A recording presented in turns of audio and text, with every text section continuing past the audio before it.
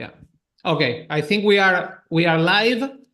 Yeah, Johan, you're breaking, but well, let me while we solve these issues, let me welcome everybody. My name is Federico Fernandez. Thank you, everybody, for being with us. We really appreciate it. Please remember we're broadcasting this on Zoom and also on YouTube, and leave questions and comments both on the box in our Zoom meeting and also in the chat on YouTube. We'll do our best to let your questions and comments, to say them to our guests, and let's see. We'll do our best. And before I start, just let me switch to Spanish for a second. Para quienes nos acompañan en Zoom, no olviden que tienen la posibilidad de escuchar el audio en español gracias al trabajo de nuestras intérpretes Sol y Marcela. Así que también lo pueden escuchar en español si el inglés, digamos, no es lo que más dominan. I'll go back to English. And well, again, thank you very much. As I said, I'm Federico Fernandez. I am the CEO of We Are Innovation. And today we are having this webinar on innovation meeting regulation because we wanted to launch our 2024 Effective Anti-Smoking Policies Global Index. I'm going to present about the index. I'm going to show some of the results. I'm going to show you who's doing a good job and which countries have room to improvement, and a lot more. And also after that, I will be taking max 12 minutes, 15 minutes. And then after that, we'll have a great panel comprised of, in alphabetical order, Guy Bentley, Eric Crampton, Johan Nissinen, and Matt Ridley. My colleague Tanya Rack, she'll be moderating it, and she'll introduce them properly in a couple of minutes. But thanks all of them also for being part of this webinar. Without further ado, let me try to share my screen and start with the presentation. Yeah, I think this is okay. Great. This is working. Okay. As I said, we are presenting today the 2024 Effective Anti-Smoking Policies Global Index. The index has been produced by We Are Innovation. We Are Innovation is a network of individuals and of institutions. We have currently more than 40 think tanks and NGOs and foundations from all over the world that basically what puts us together is that we believe in the transformative power of innovation. We don't want to see innovation stifled by regulation. We believe in smart regulation, and we believe in openness, and we believe that basically innovation is a force for good and in general makes our life better, and we want innovators to do what they do best, which is that improving our lives. If you want to do more about our network, please visit weareinnovation.global after the webinar, of course, not now. And we are, let's say, this is one area of our work. We do a lot of things. We do a lot of research. We are currently working in pro-growth and sorry that I put my the timer, pro-growth taxation systems, and we're working a lot in pro-innovation taxation systems, and we're doing a lot of work on the flat tax, just to give you an idea. And about the index, what is this index that I'm presenting you today? We like to see the index. This is a second edition. The first one was published in 2022. And it's a lot of work. We'll tell you a little bit more about the index in a minute. It really is it's a lot for us to do this. There is probably nothing of the scope and the extension of what we are presenting to you today. And we think we like to see it as a tool, say that measures what countries around the world are doing regarding fighting smoking, and particularly how they are harnessing the power of innovation to help us defeat smoking. We are not prohibitionists, but let's say smoking is not good for you. It's better if you don't smoke. But if you're currently smoking, and that's the person we have in mind every time we do work regarding these topics, if you are currently smoking, perhaps there are alternatives that will allow you to not to die because of smoking. So there's a lot at stake here. And we also see this index as a very accurate picture, as a scan, as an X-ray of what kind of labyrinth in some countries innovation has to face and has to deal with, and sometimes how innovation is stifled or basically banned because of regulation, because of prohibitions. It's also a story of countries that are doing things properly and countries that have a lot of room for improvement. You'll hear me during this next 10 minutes saying room for improvement a lot of times, because we always try to be positive, but there's a lot of room for improvement in many, many countries. In a way, as Lord Kelvin said, if you cannot measure it, you cannot improve it. And this is the spirit that is behind the index. We wanted to provide a tool that allows decision makers, policymakers, public officials, health experts, activists, and other stakeholders to see who's doing well, who's not, and what you can do to improve.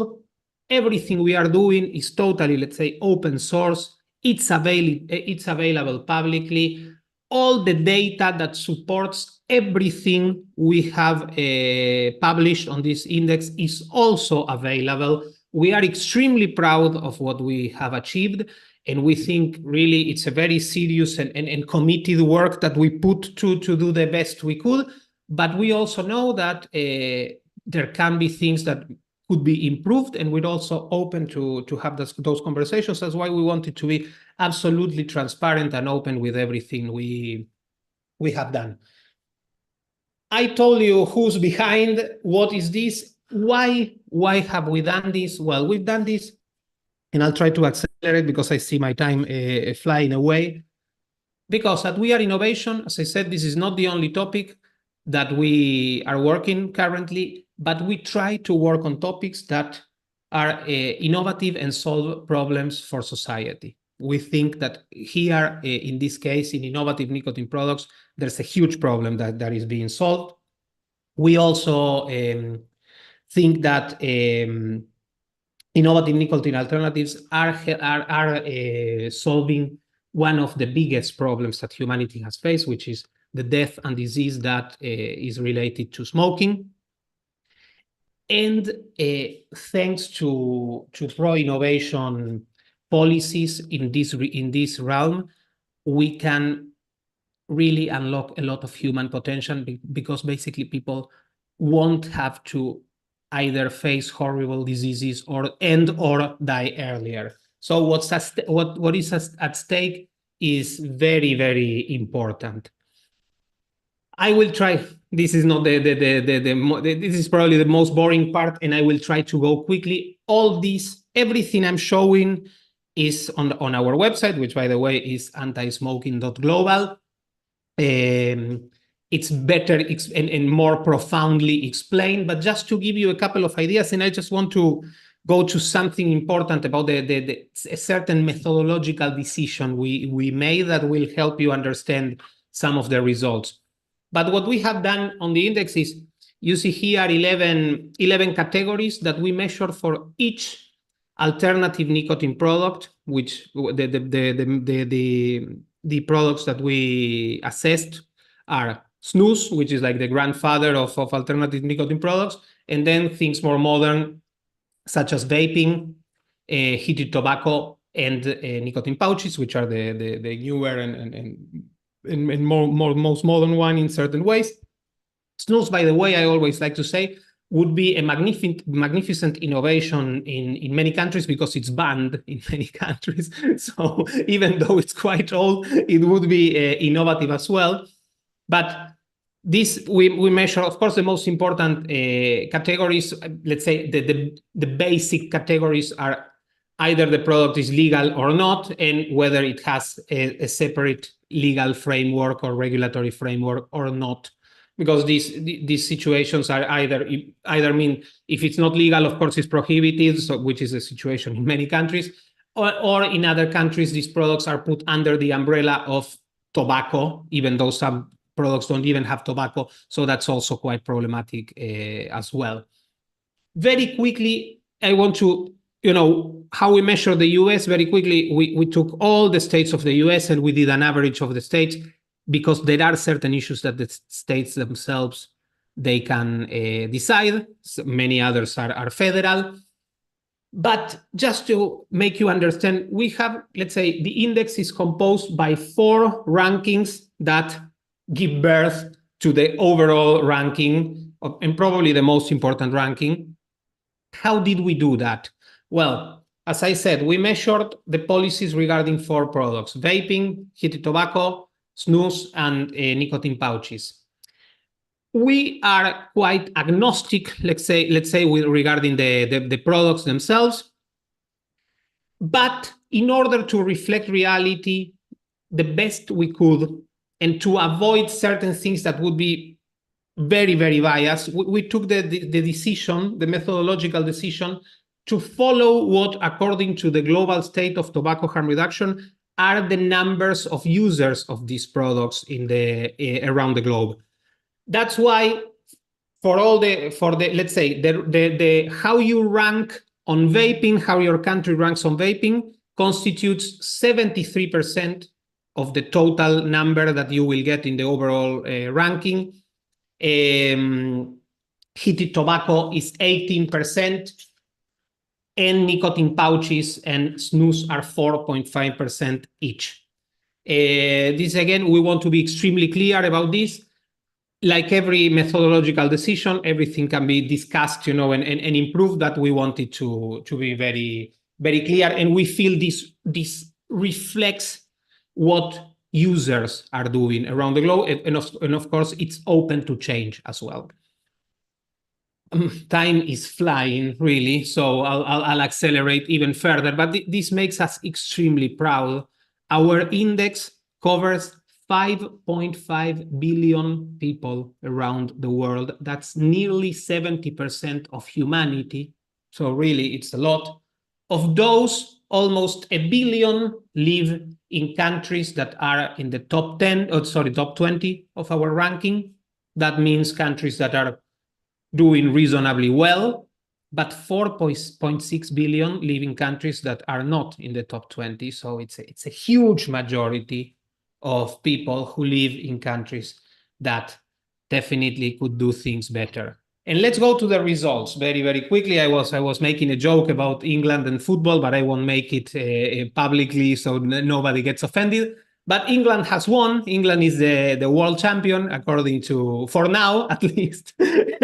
For now, is the world champion. Is the country that has the best policies, followed by Sweden, Slovakia, Ireland, the Czech Republic, Switzerland, Lebanon, Greece, United States, and Spain. That's the top 10. As I said, there are 69 countries in our index, so there's a lot more that you can find. And on the bottom, we have, unfortunately, several Latin American countries, which, it's a region I come from. We're starting with Panama, Argentina, Norway, Mexico.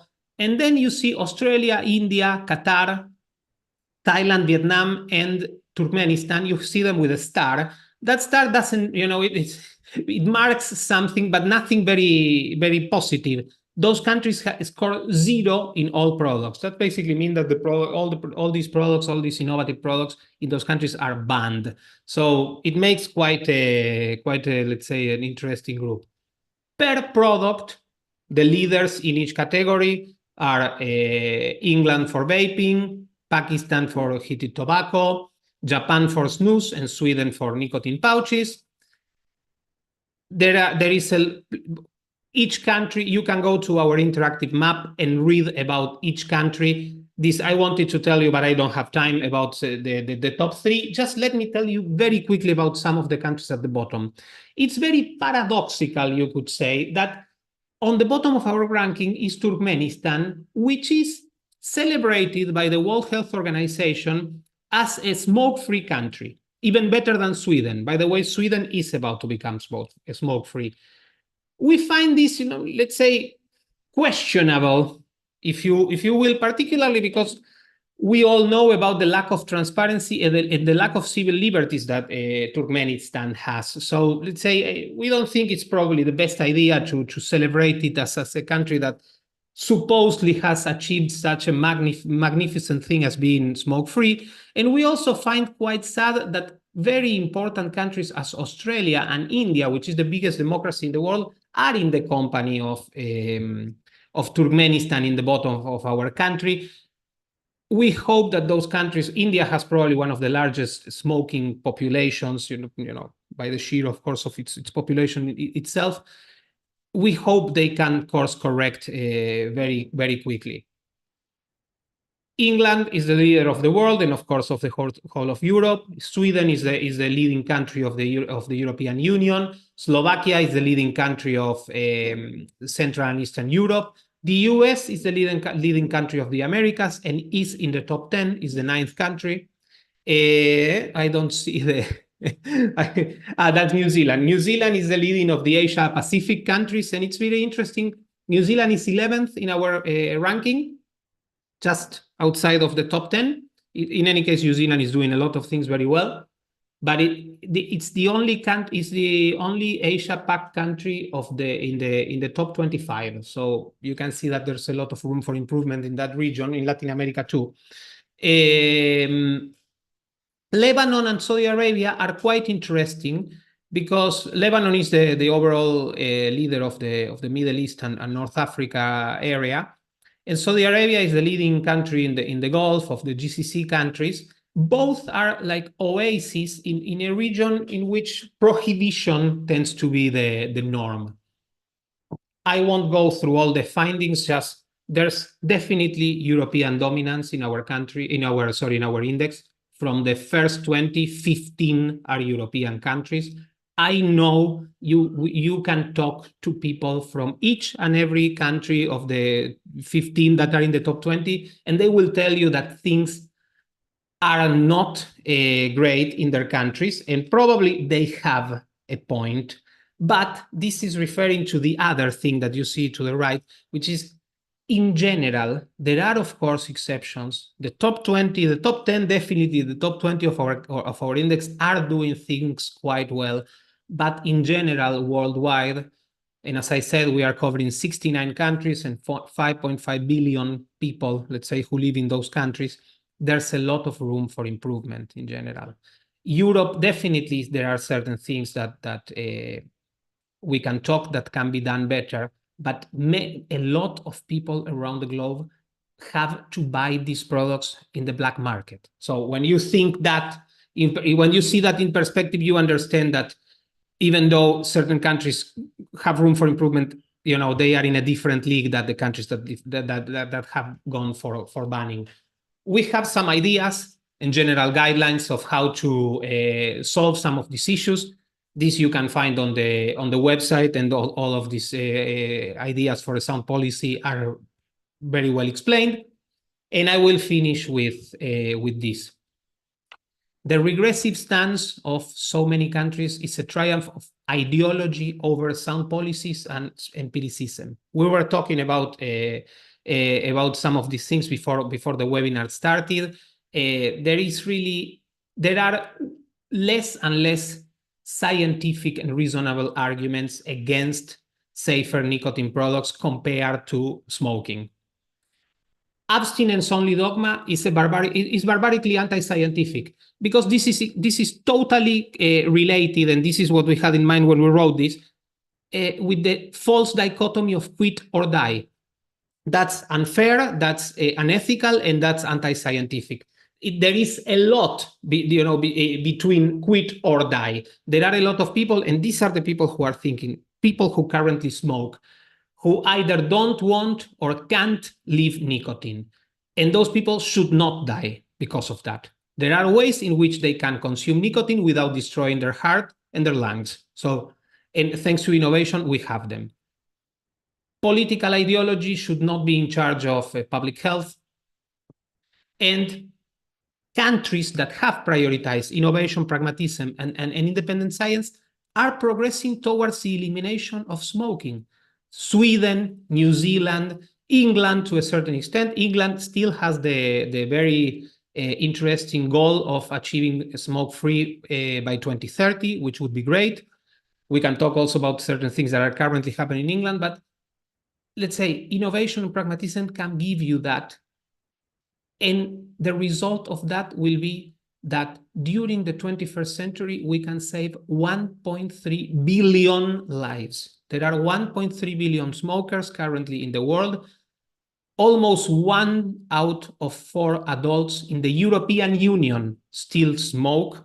In other countries, particularly in developing countries, it's way worse than that. So what's at stake?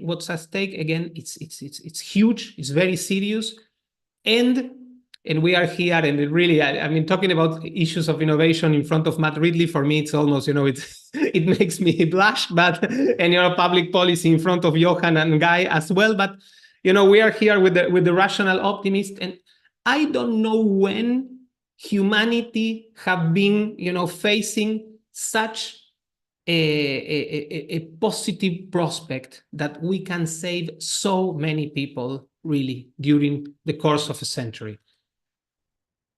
Antismoking.global, there you can find all the information. Now I leave you with my colleague Tania to introduce our terrific panel, and thank you very much for your attention. Hello, everyone. Federico, thank you for giving a great introduction to the key findings of the index. So everyone who is listening to us or who will join us later, welcome. So today we have gathered the best industry experts, and those people are indeed at the forefront of driving anti-smoking policies worldwide and making amazing transformations. So as we already touched base on the key findings of our global index, now let's explore the role that these policies play in creating a healthier future for the individuals and for the society in general. So throughout this webinar, we will uncover the cases of the leading countries that are implementing effective anti-smoking measures, and we will be able to learn from their successes and hopefully replicate the strategies in other regions in the foreseeable future. So I'm very pleased to introduce our speakers. I will start from a speaker who pre-recorded us a speech, who we're very grateful for. It's Eric Crampton from New Zealand. It's currently almost 3 a.m. in New Zealand, so we specifically appreciate his efforts in doing that in advance. And we hope that he is sleeping tight, as he is doing an amazing job. So Eric Crampton is the chief economist at the New Zealand Initiative. With the New Zealand Initiative, he has worked in policy areas ranging from freshwater management to policy for earthquake preparedness, and from local government to the technology policy. Recently, Eric also has focused on policy related to COVID-19 response. He also served as lecturer, senior lecturer in economics at the Department of Economics and Finance at the University of Canterbury from 2003 through 2013. Eric's columns and commentary appear regularly in New Zealand's major media outlets and on his blog Offsetting Behavior, so feel free to check his work more in your free time. And I'm slowly moving to our next speaker. We also have a big pleasure to have Guy Bentley from the United States today. Guy is the director of consumer freedom at Reason Foundation. Guy's research focuses majorly on the taxation and regulation of nicotine, tobacco, alcohol, and food. Before joining Reason Foundation, Guy also served as a reporter in London and Washington, and his work has been featured in the Washington Post, USA Today, Forbes, Times, the Business Insider, the Daily Beast, the New York Post, and other top-tier media. Guy also has graduated with a bachelor's degree in politics and international relations from the University of Nottingham and is currently based in Washington, D.C. Our next speaker is Johan Nissinen from Sweden, who is a member of the European Parliament, who serves on the ITRE Committee on Industry, Research and Energy, and also the Committee on Women's Rights and Gender Equality. Johan is also the part of the DME delegation to the EU Montenegro Stabilization and Association Parliamentary Committee. Additionally, Johan has worked on a report on mental health. And what else you need to know about Johan is that he is the part of the European Conservatives and Reformists group and is a former Swedish parliamentarian. And of course, we are very happy to have Matt Ridley from the UK. Matt has his books sold over 1 million copies, which is a tremendous success, and they were translated in 31 languages and won several awards. His books include The Red Queen, The Genome, The Rational Optimist, and The Evolution of Everything. His book on how innovation works has been published in 2020, and the book Viral, The Search of the Origin of COVID-19, was co-authored with Alina Chan, was published the following year. Matt Ridley also sat in the House of Lords between 2013 and 2021 and served on the Science and Technology Select Committee and the AI Select Committee. He was also the founding chairman of the International Center for Life in Newcastle, created the Mind and Matter column in the Wall Street Journal in 2010, and was a columnist for the Times from 2013 to 2018. Matt Ridley is also a fellow of the Royal Society of Literature and of the Academy of Medical Sciences, and a foreign honorary member of the American Academy of Arts and Sciences. So with introducing our panelists, I suggest to build our agenda in the following way. Let's start the intro talks from Eric Crampton, as he did the pre-record, and slowly let's move forward to the opening speeches to other panelists. Let's keep it within the frame of 5 minutes so that we would also have a space for the discussion, and hopefully that those who are listening to us live will also have a couple of questions so that we have the decent amount of time for that. So, Hera, could you please turn on the pre-record? Good afternoon. I'm Eric Crampton, Chief Economist with the New Zealand Initiative. We're a Wellington-based think tank that covers a wide range of economic and regulatory policy, including policies around smoking, vaping, and harm reduction. I was delighted when I was invited to help with the launch of the 2024 Anti-Smoking Global Index. Unfortunately, mid-afternoon in Europe is 2 a.m. on my side of the world, so I'm only here by pre-record. I'm with you in spirit. The index represents a massive amount of work that Weir Innovation has taken on for the benefit of all the rest of us. Launched in 2022, the index has expanded to now cover 64 countries. For each of those 64 countries, anyone can easily check whether vaping and nicotine pouches are legal, restricted, or forbidden, whether heated tobacco products are snus, only legal or forbidden, whether reduced harm alternatives have their own regulatory frameworks, or whether they're treated like cigarettes, whether flavors are allowed in vaping, or to what extent they're restricted, what the rules are around sales, marketing, retail display, and packaging, whether government authorities back reduced risk claims on products or not, and to what extent switching away from combustible cigarettes is encouraged. Any index has to come to some subjective calls around the weights on different categories, and those weights will affect the rankings. The Effective Anti-Smoking Policy Global Index makes its data available, so anyone who wants to build a ranking with different weights can go ahead and do that. Researchers can use the database then to track how different policies affect smoking rates over time across a large set of countries. And those working in policy can download the data set to check things that are otherwise incredibly time-consuming to compile. We've produced reports on vaping and on reduced harm alternatives. It's really annoying doing this on our own. We were doing our work on it before 2022 when it was available. I wish it had been available when we were doing that. At the same time, the index maintains helpful links to some of the research backing the index, like the effects of taxing reduced harm alternatives. And all of that is really helpful and important because it helps in demonstrating the need for an effectiveness of a change in approach. For too long, prohibitionist policies were seen as the only way of dealing with the health harms that come with combusted tobacco. Continual increases in tax, bans on advertising and marketing, restrictions on product placement, and regulations on packaging and prohibition on smoking expanding outwards from bars and restaurants to outdoor public places were seen as the main ways of reducing health harms. And while combusted cigarettes do impose a lot of harm to health over time, prohibitionist approaches come with their own harms as well. Here in New Zealand, by 2018, tobacco excise had increased to the point that spending on cigarettes and tobacco made up about 3% of total household living costs for the lowest spending households. And that's on average across all of those households, smoking or not. The excise on a package of cigarettes at $24.88 now, it's over $1 more than the minimum wage of $23.15. So a pack-a-day smoker who only smokes on workdays, pays more than an eighth of their before-tax income on tobacco excise. It's incredibly punitive.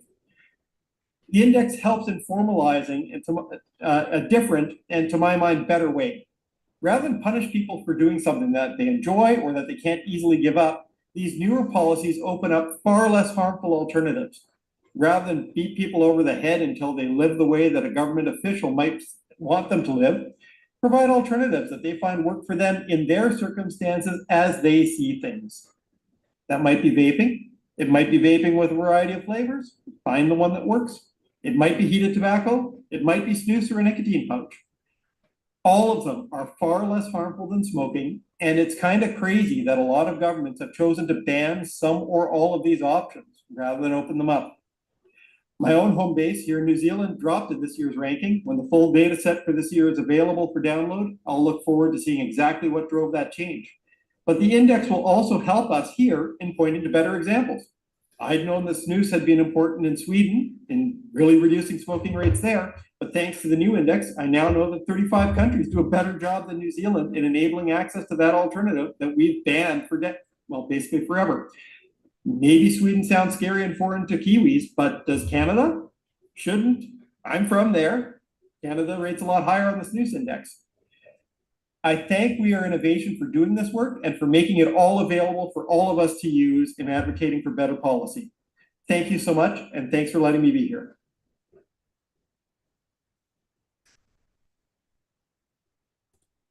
So that was the opening speech from Eric Crampton. And now let's move on to the panelists who we have present with us today live. So I invite Guy Bentley to give his perspective on the US and share his experience on consumer freedom, on choices and regulations with us. Well, firstly, thank you so much for the invitation, and a massive congratulations to We Are Innovation on such a comprehensive index of effective anti-smoking policies that actually finally fully takes into account the products that have really changed the landscape and have the potential to change even more the product choices and health of more than 1 billion consumers of nicotine across the world. And I think it's an especially important piece of work at a time when we're really at a crossroads, when the limits of traditional tobacco control policies are being tested and are found to be wanting, as Dr. Crampton was intimating in his remarks.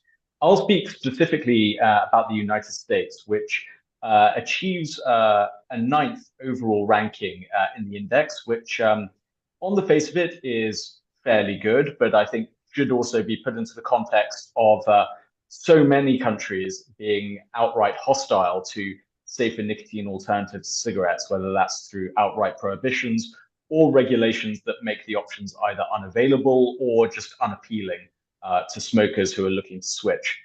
And if we dive into the sub-rankings, as you can do in the index, we find that, for instance, vaping availability in the United States, America falls to 18th in accessibility for e-cigarettes and 19th for heated tobacco. So why is that?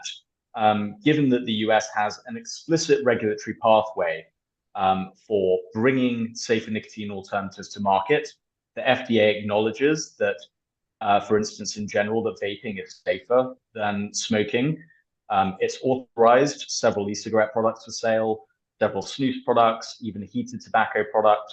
And there is a process that allows the manufacturers of these products to directly communicate to smokers that if they switch from cigarettes to these products, they will see health benefits as a result. All of these are major benefits and should be replicated in other countries where they're absent. But where is even the United States, which ranks number 9 in the index, where is the US falling down? And the main problem is these regulatory pathways that should be ensuring wide access and availability of these products and information to consumers about the benefits of switching to a safer nicotine alternative, this regulatory process is incredibly complex and incredibly expensive, and in reality constrains and stymies innovation and shrinks the market of safer alternatives to cigarettes from what it otherwise be. And when we talk about public communication about the relative risks of different nicotine products, which is one of the biggest problems we face, we see in the United States, more people think e-cigarettes are just as or more dangerous than smoking than they did 10 years ago, which is a major failing on the FDA's part. So what are the practical consequences of the regulatory and informational blockage that we see at the FDA? And here I'd borrow the concept popularized by the economist Alex Tabarrok of an invisible graveyard. And what does Alex Tabarrok mean by an invisible graveyard?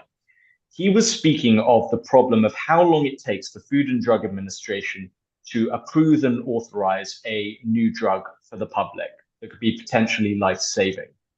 Now, ostensibly, these long time delays in drug approvals are done on the grounds of reviewing safety and efficacy. We all want safe and effective drugs, but delays are not without cost themselves, because for each year or period of time that a drug is delayed from coming to market, many people will die as a result of that delay because they otherwise could have been taking a drug that would have saved their life. And it is those people who constitute the invisible graveyard that we don't see from lack of action by regulators to ensure that safer products are entering the market.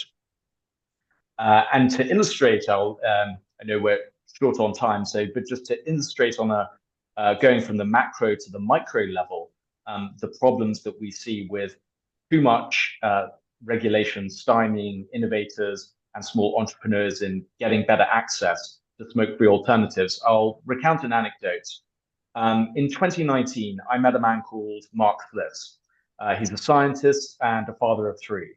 And we were at a small committee hearing in the Michigan legislature. And we were both there to give testimony on a state regulation to ban e-cigarettes in flavors other than tobacco. I gave my testimony, which was pretty dry and laden with acronyms. And then Mark told his story.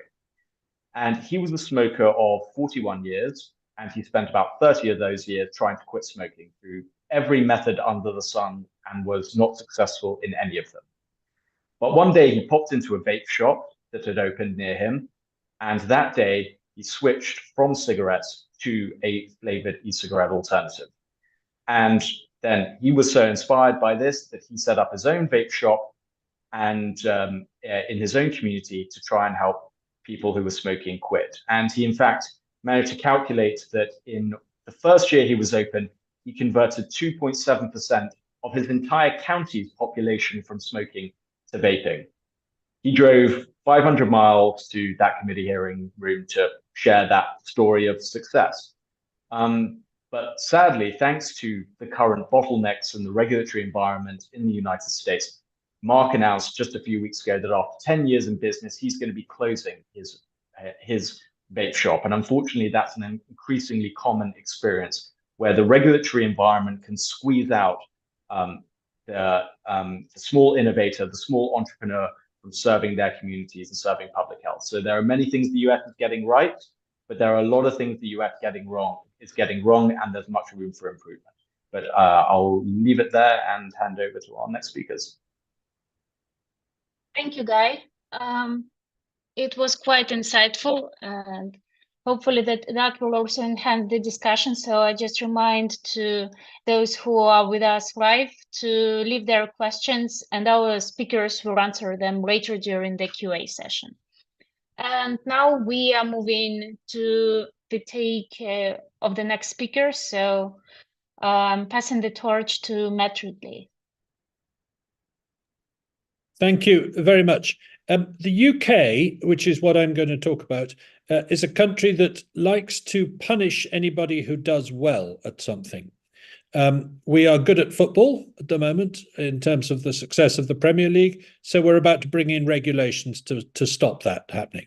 We're good at smoking cessation. We have the steepest decline in smoking prevalence in Europe, and one of the lowest smoking rates in Europe, almost as low as the Nordic countries. So we're going to try and do something about that and make sure it doesn't decline any further. I'm being cynical, but I'm sorry, that's the way it looks at the moment. The UK is about to bring in a ban on flavoured vaping products, and it is about to punish the most successful public health policy that in the world with respect to tobacco cessation. Now, let me just fill in where I come from. I don't smoke. I haven't smoked. I don't vape. I haven't vaped. I have no pecuniary or other interest in this topic, but I'm very interested in innovation.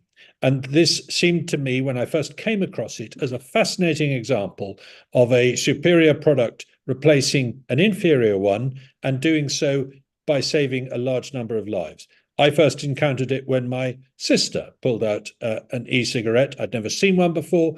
And I thought, great, she's not going to die.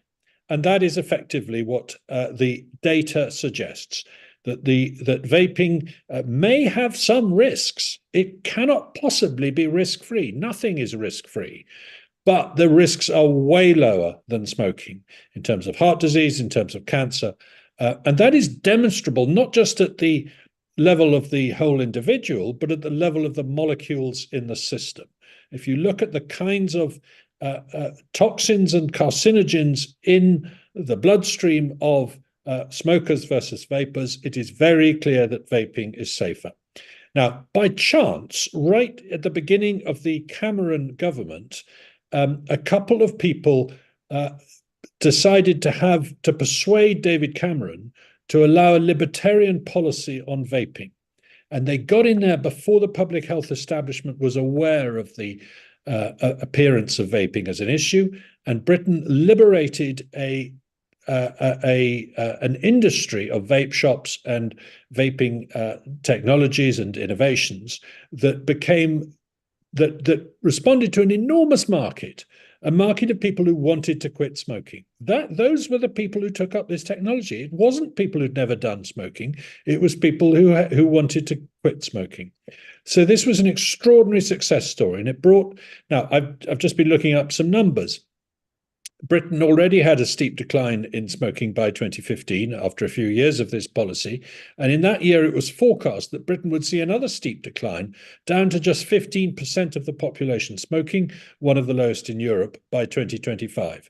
In fact, this year, 2024, the number is already well below that. It's 12.9% of the adult population smoking.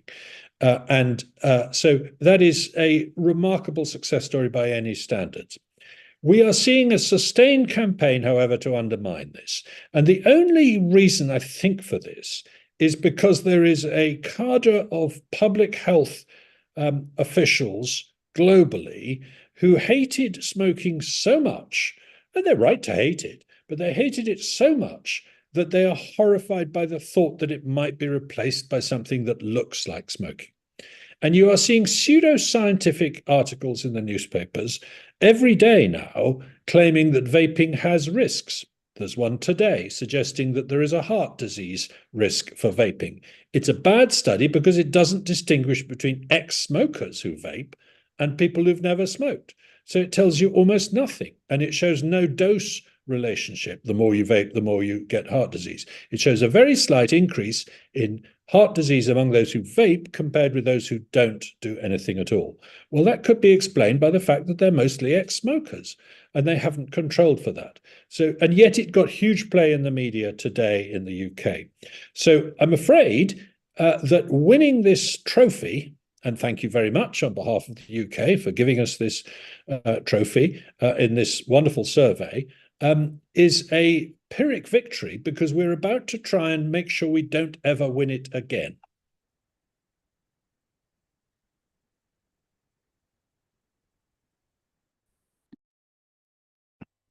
And now we have one more speaker. We have Johan Nissinen. And since Sweden is also doing a tremendous success in terms of innovations and regulations, I'm giving the mic to you, Johan. Hi. No, I cannot see him in the camera. Do you see me in the camera? No. No. No, then it's lagging a little bit because I put it on. Okay, it probably will come afterwards. So, okay. First of all, I'd like to thank you for the invitation to this very interested topic, and I'm gonna focus on Sweden, how it worked for us, and it's interesting to see that we are number 2 on the ranking, and good that UK. It's a bit funny that UK are the one ahead of us, because they were actually the one who made EU make snus illegal. So it's a little bit fun that they are ahead of us in this ranking. And I would say snus is the main reason why we have so low amount of smokers in Sweden. And it's a very good way of harm reduction. And we in Sweden, we have had this policy now with this new government that we higher the taxes on cigarettes and lower the taxes on snus, and that will be that legislation will come in. Tax legislation will come in November this year, I think. So if you see that Sweden have 5.6% smokers, and the EU has in general 23%, it depends on the numbers.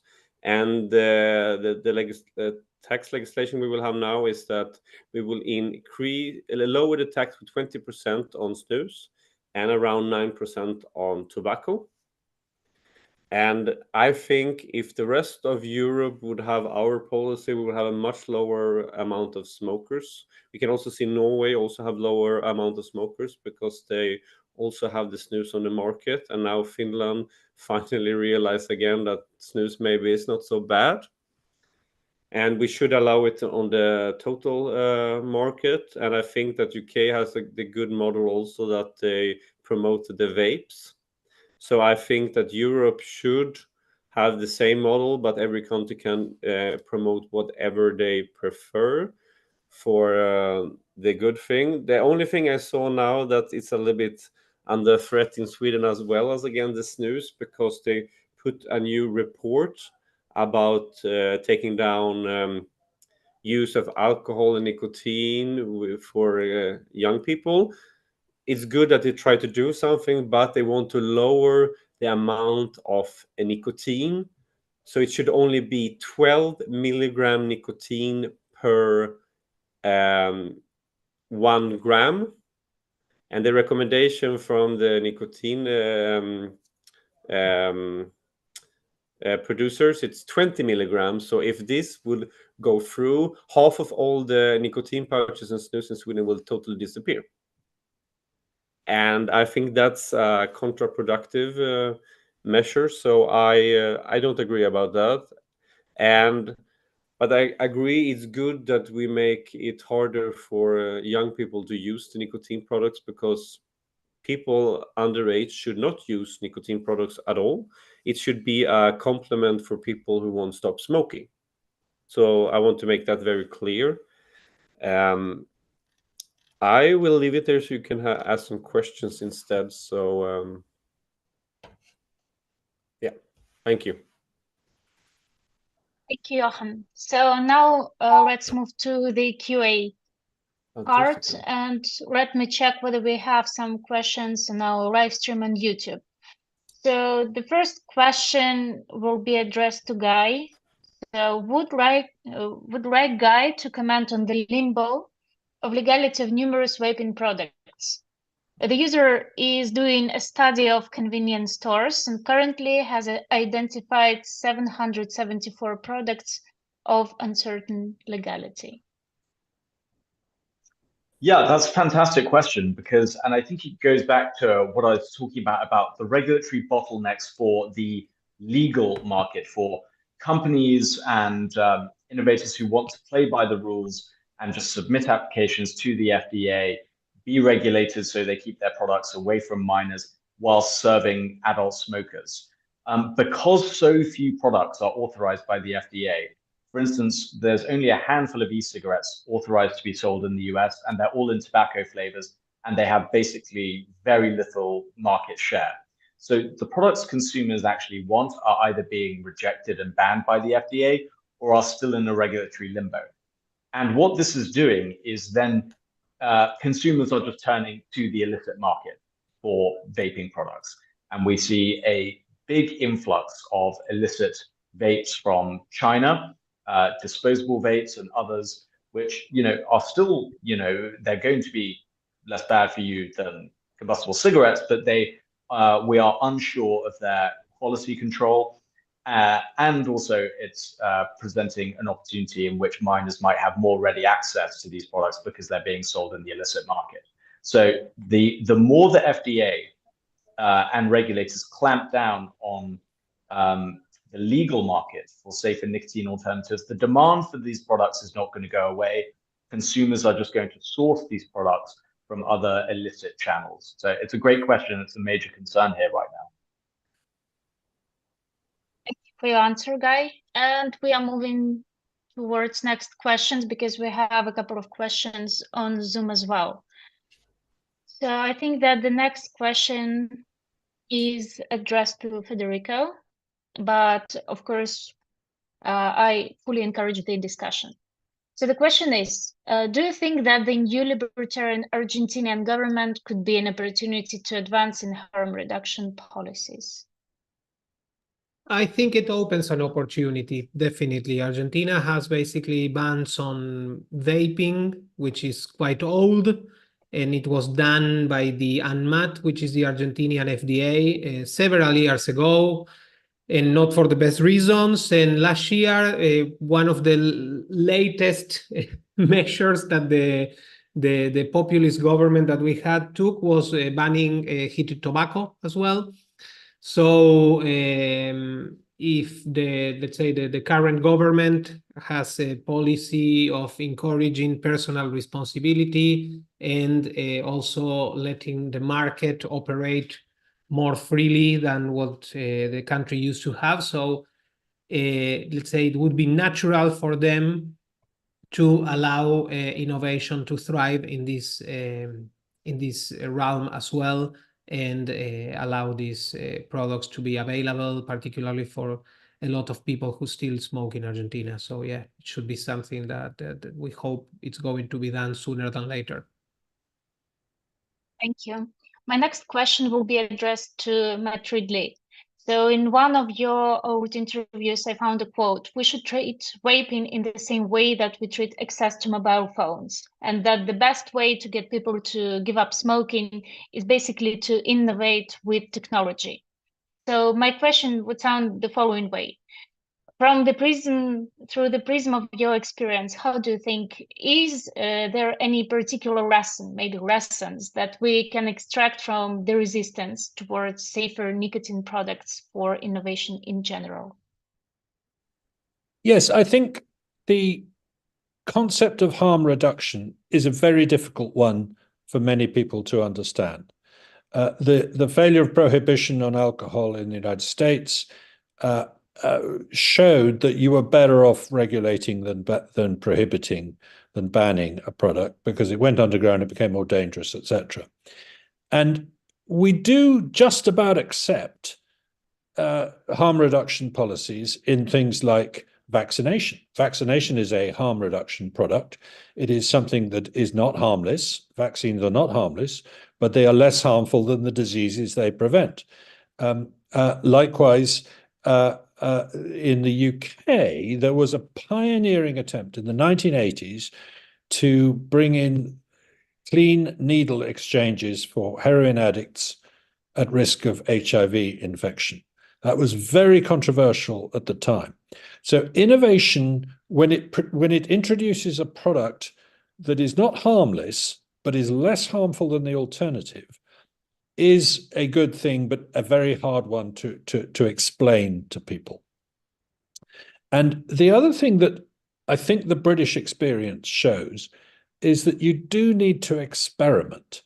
If you look at the what's happened to the nicotine industry, if I could call it that, in the last 10 years, we have seen a ferment of experiments. We've seen the snus experiment in Sweden, we've seen the vaping experiment in the UK, we've seen heated tobacco product experiments in places like Japan, and so on. And that feels to me like a good way of finding out what works best. You know, it wasn't a given that vaping would prove to be a good policy for reducing smoking. We had tried many other things. We tried acupuncture, we tried patches, we tried hypnotherapy, and many smokers reported that it was very difficult to give up smoking. They found vaping was a much more effective way of doing it. So innovation requires experimentation. It requires trial and error. You therefore need to have a deliberate degree of tolerance for mistakes for innovation to work. You can't have a policy where you say you must never try an experiment with zero unless it has zero risk, because then you'll never invent anything. You'll never invent the airplane, the steam engine, the car, or indeed vaping products. Thank you. So now I have a question to Johan. So they are supposed to be the upcoming revision of the EU Tobacco Products Directive. So based on that, what are the potential challenges that you might foresee in advancing the effective tobacco control policies? And in general, what can policymakers, public health experts, other stakeholders work together in order to overcome all those challenges? Yeah, I think that the big problem with this directive will be that we really get in the harm reduction perspective, because we already see countries like Belgium, Netherlands already forbid nicotine pouches. Luxembourg is thinking about it, and they want to have EU legislation. So I think that the risk is that nicotine pouches will be totally forbidden everywhere in the EU. And that's a very big challenge, and we need to work together to make the legislators to understand that this is not the way forward. It's just gonna make more people start to smoke instead. And at home, I'm having a very big campaign about this to make people being aware. So it's actually, I've made my own snus boxes I'm giving out. It's not anything in them but the campaign and t-shirts, and it basically say EU should give the fuck about the snus, to make people really like, oh, this is a serious thing. And we all together have to lobby against the rest of the parliament to understand this, because otherwise it's gonna be counterproductive, I think, this tobacco directive when it comes, if it comes up next legislation, that I think it will. Great, thank you. And now I see that we have a couple of more questions from those who are live with us. So the next question would be, it seems that there is a continuous fight against the tobacco control dictatorship. So what countries do you think are opening the best opportunities to move the legislations into accepting or promoting the THRs? Well, I would say that in terms of, you know, oftentimes we're talking about the threats to tobacco harm reduction in terms of bans on nicotine pouches or e-cigarettes, higher taxes, flavor restrictions, nicotine restrictions, and so on. But it's not entirely a one-way street. Countries do actually have changes and reversals of policy. New Zealand had a very restrictive regime on e-cigarettes, tantamount to almost prohibition, and they did revise that and have started the process of liberalizing their market in e-cigarettes. The exact opposite of what Australia is doing. Australia already has a de facto ban on e-cigarettes, where you can only get them through prescription, and it's very difficult. But New Zealand is liberalizing its nicotine market, and therefore is going to see great consequences. Also, the Philippines reversed a ban on e-cigarettes as well. So not everyone's doing it right, but it's not always a one-way street. So consumers and people in the public health community do get involved. It is possible to make change in a positive direction towards harm reduction. It's not always just preventing bad things from happening. Thank you. Federico, did you raise your hand? Yes, Tanya, thank you. Just to add quickly to what Guy said, there's also another interesting example in the making that we hope it happens sooner than later, which is the legislation that has been approved in Chile but not yet enacted regarding vaping, which has several key issues that will put it probably at the forefront of Latin America and probably as one of the best in the world if it's enacted finally by the government. One of the things which, again, for probably everybody who's here is quite obvious, but it has not been the case, almost everywhere, which puts vaping, gives vaping its own regulatory framework outside of what are combustible cigarettes. By the way, vaping doesn't have combustion and doesn't have tobacco, so it's a different product. So in that regard, we are looking to what's happening in Chile quite hopefully. It is not reflected yet in the results of our index because, as I said, it's not been enacted yet. But we mentioned it in the country notes regarding Chile, and that is something that everybody from Latin America definitely, but from all over the world should keep an eye on. Mm-hmm. Yeah, definitely. And now I see that we have some more questions and our users are getting even more active. So the following question sounds this way. If World Health Organization and its strict policy about zero nicotine and the target to eradicate the smoking in overall is seen as a beacon to regulatory bodies such as ministries of health, how can we tackle and how can we challenge its stance?